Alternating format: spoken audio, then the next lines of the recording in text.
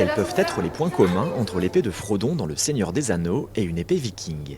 Au château de Foix, l'exposition consacrée aux épées de légende, d'Excalibur au sabre laser, fait le lien entre le monde médiéval et l'univers cinématographique.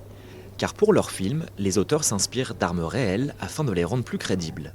Alors on a un très bel exemple dans l'exposition par exemple d'un casque de Dark Vador qui va être basé, on va dire, sur plusieurs types de casques qui existent dans l'histoire.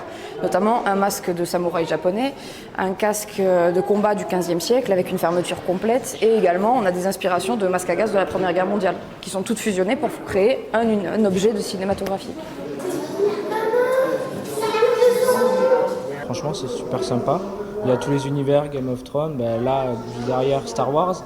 Et il y a aussi Assassin's Creed, plein d'univers que je connais qui sont super sympas. Aborder la thématique de l'épée dans les films et séries en la replaçant dans son contexte historique, voilà ce que peut découvrir le public. Mais plus largement, l'exposition se veut ouverte sur l'histoire et la culture médiévale, très présente à Foix. En témoignent son château et son dernier comte devenu roi, Henri IV.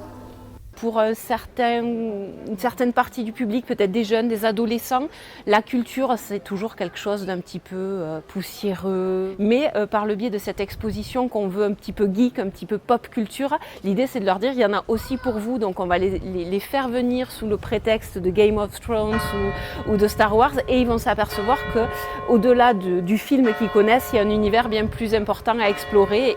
L'exposition est visible jusqu'au 30 décembre et vous pourrez prendre la pause sur le trône de fer façon Daenerys et ses dragons ou devenir le prochain roi Arthur.